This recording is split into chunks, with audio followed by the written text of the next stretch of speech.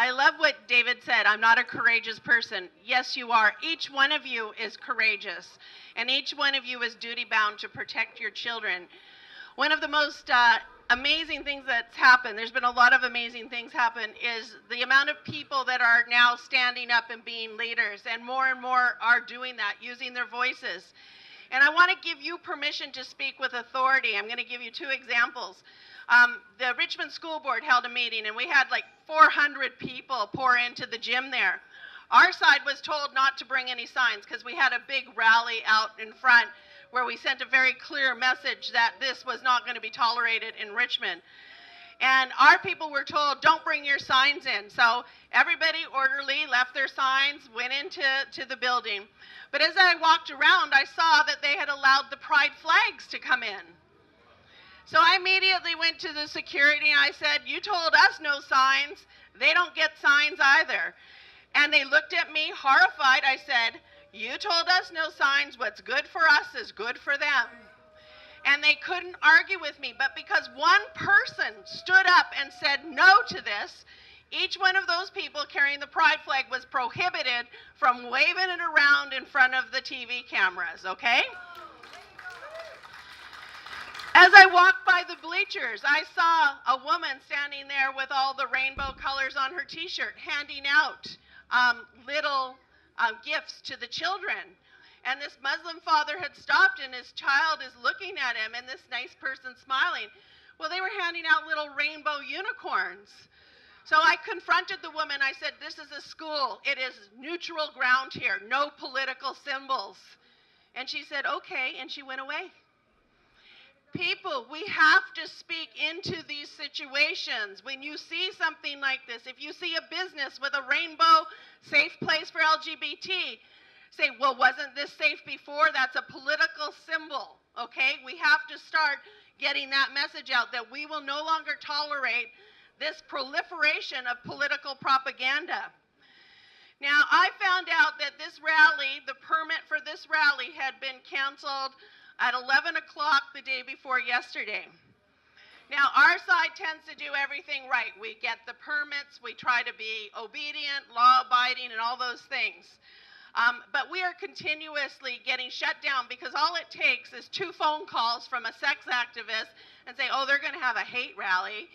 And boom, our rights to gather and assemble are over. In this case, if I got arrested here today, so be it. If I got fined here, because at some point we have to lay down the law and say, we're not going to be bullied anymore by this. We need to be bombarding the Anvil Center saying, we do not tolerate your bullying of this church group and their youth. We need to be more active, people. We are losing our rights because we are complacent and we are distracted. I don't care if you have to look at this like a sporting event. If that's what it takes to keep your attention, so be it. And it is rather a sporting event these days.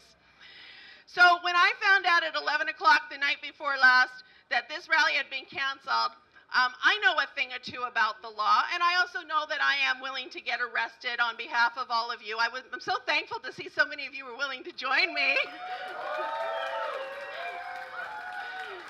There was a plan B. If we did get arrested, they were going to go move the rally in front of the police station, okay? But I called the city manager yesterday, and I said, what are you doing, you know? And they said, oh, well, bylaw this, bylaw that. And I said, well, the Supreme Court of Canada has said that government-owned parks, that means parks that we own, are one of the best and most precious and protected public squares there is in all of our land. We do not need a permit to be here today. We have every right to be here. The Supreme Court of Canada has said so, not that I have great faith in the Supreme Court of Canada. But you know what? I recorded my conversation with the city manager. And I said to him, well, why would you revoke this permit? He said, well, you might offend some of the people at the park. And I said, well, last time I looked at the Charter of Rights, I had the right to free speech, freedom of assembly. I did not see a provision protecting me from being offended. I get offended all the time. We have the right to speak truth. We are not responsible for the internal workings of people who haven't emotionally developed themselves to recognize and respect other people have rights. I will never address a biological man as being a woman. I do not have to acquiesce to their delusion, because that's what they're asking us to do now. Ignore your reality and buy into the delusion. It isn't going to work. So late last night, I wanted to see what kind of protests we could get out here, because there's a few social media networks that we monitor to see what kind of trouble is going to happen. So I found this on a transgender activist by the name of Nicola Sperling. He dresses as a woman, is friends with Morgane Auger, who's one of the big trans activists. And Nicola has on his Facebook posting this event. Culture Guard is hosting an anti-SOGI rally at Rocky Point. Well, there was a bunch of confusion within the sex activist camp, and I call them sex activists, you know why? Because not everybody in the LGBTQ community agrees with what the sex activists are doing. They are probably the most discriminated group, the ones that support us, because for fear they cannot come out to a rally like this, because they will be ostracized, victimized, and bullied within their own community, which is a sad commentary. So Nicola Sperling puts this on, and then there's a bunch of chatter on the thread going, well, I thought the event got canceled. They revoked the permit.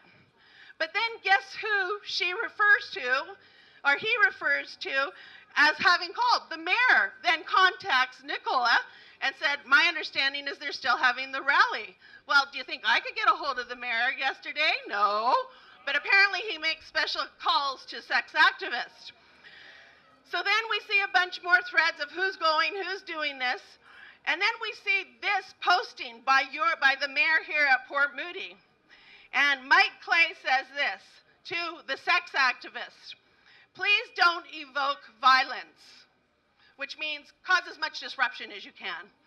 Everyone has a right of expression, not hate speech, and although we have revoked the permit, everyone is welcome in the park, which belongs to the people.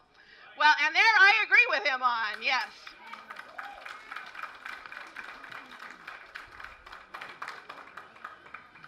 They knew they did not have the legal right to deny us, but they will bully us if they can.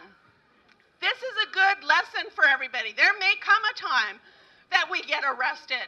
I hope not, because that would be a sad commentary on what we have here in Canada. And if it ever does come to that point, boy, we better really stand up and go to war. If a teacher like Waldine gets fired, we better have her back, people, and there would be a price to pay for that. She's got a union. Yeah, a union that wants to fire her, yeah.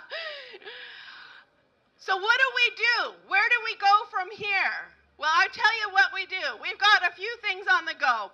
We have the Stop SOGI Coalition, which is bringing together groups from across BC that are joining us and saying, we will work together to stop SOGI.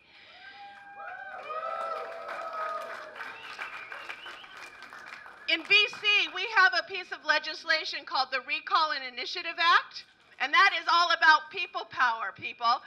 If we get enough people across BC in every electoral district to sign a petition, now this petition matters because they have to listen to it, we can stop SOGI. What is it going to take? It's going to take everybody here to step up and be willing to help in some capacity, because what we'll have to do is get 10% of registered voters in every electoral district. There are 87 electoral districts. We will need teams of volunteers in each one of those districts to help out with this. It can be done, it has been done, and we will succeed. We're also initiating legal action to get an injunction to stop SOGI until such time as we can get the initiative off. SOGI was brought in illegally. An order in council mandated the involvement of parents. Parents have a responsibility and duty to have been consulted in this. You as parents have the right to set educational goals, policies and the services of the education system. You were completely ignored out of that process. We're hoping the court will agree with us and put a full stop on SOGI until that process can be completed properly. In the meantime, we'll get our initiative going. So the most important thing at this point with the initiative is that everybody who qualifies become a registered voter for BC, okay? Super important, because that's the only people that can sign the petition. You have to be registered as a BC voter. We're also going to be looking at other things. We need advertising funds, because there are still parents that don't have a clue what SOGI is. It's going to be up to us to give them that information. There is lots of literature over there. Take it. Hand it out. If you need more, tell us. Okay? But we, between newspapers and social media and media, are going to have to be the information chain for the people, because the government isn't going to tell them. There is a lot of good things happening, and together we can do it. Most important is that we have your email address and your postal code, so we know where everybody is, okay? We have people like Waldine, who is going to run as a school trustee.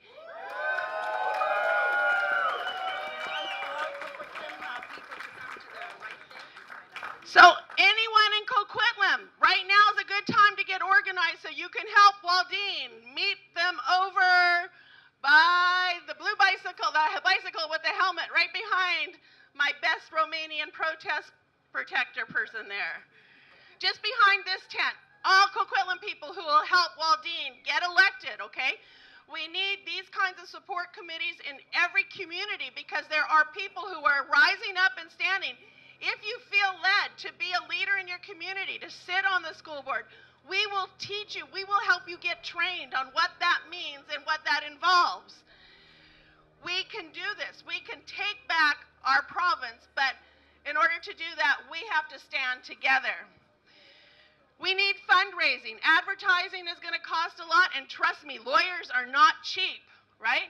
But there are a lot of things happening right now that you need to know about it, because our freedoms are being challenged as we speak right now. There is a man by the name of Bill Walcott being hauled up before the Human Rights Commission because he refuses to acknowledge a transgendered man as a woman. That could be you, it could be me next time. We need to stand behind these people. We need to make sure that our friends and neighbors, you know what the most important thing you can do is tell 5 people about what's going on. That's one of the most important things.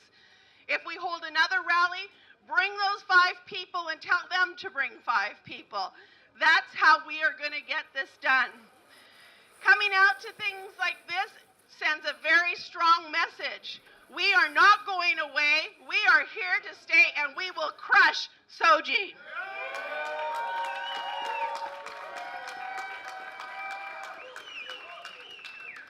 Thank you all so much for coming out on this beautiful Saturday morning. I'm just always so impressed with all the kerfuffle over you're going to get arrested. I am so proud of you all for coming out. That is amazing, amazing. Thank you so much. God bless you. Protect your kids. They are the most important thing in this world for all of us. Next in line, protect your liberties, okay? Let's work together. Thank you.